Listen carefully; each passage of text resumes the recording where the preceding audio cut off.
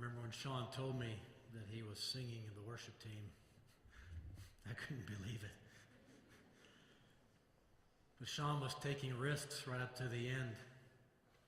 He was willing to because he loved his Lord.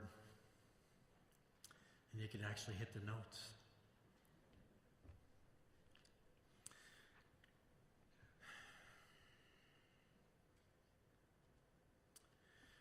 Romans chapter 8, verse 28.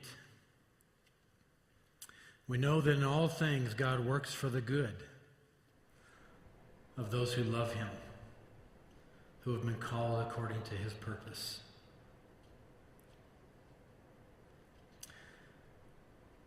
As I said, we're here to celebrate Sean's life and to mourn his death with his family.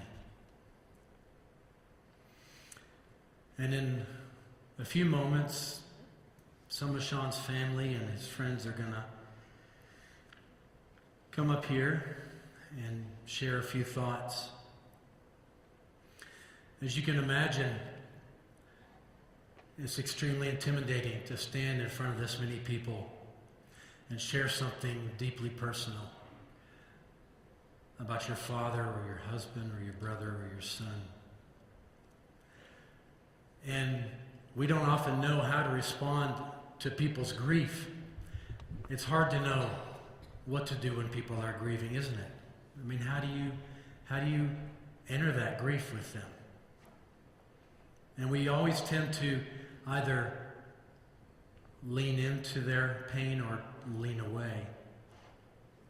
And most of the time we lean away, not with any malicious intent, but because we just don't know what to say. But leaning away has one unintended effect, and it leaves that person alone in their grief. So if I could just share one thought with you from a pastor's heart about how we can respond today to this family. Romans 12, chapter 15 gives us the best advice I've ever heard about entering in someone's grief. So I don't want you to forget it, okay? It's complicated. You're going to have to pay attention. It says, rejoice with those who rejoice and weep with those who weep. And that's all we have to do. And both of those emotions are appropriate today because we have many things to rejoice about as we remember Sean, but we're going to miss him desperately. And Crystal and Alex and Igor and Denny and Nadia.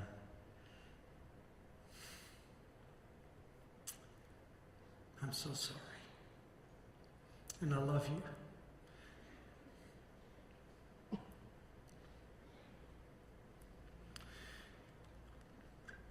Sean actually left us a gift.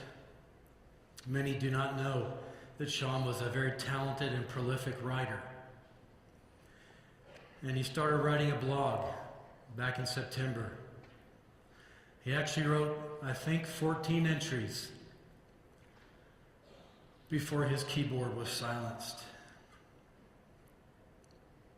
And in his intro to his blogs, Sean mentioned that the verse I read, Romans 8:28, had great significance for him. And let me quote from Sean here. He says, this verse has very special meaning for me and has become an anchor for my faith. I view it as a gift from my father who passed away early this year and chose this verse as his legacy for those he left behind. It is also a gift from my heavenly Father, a reminder that if we live according to his purpose, he will provide for us. This doesn't mean that we will always get what we want. Far from it. But it does mean that even in difficult times, we can find meaning and value in positive outcomes. How could Sean say that? Because Sean firmly believed in a good God who could bring good things out of the worst possible circumstances.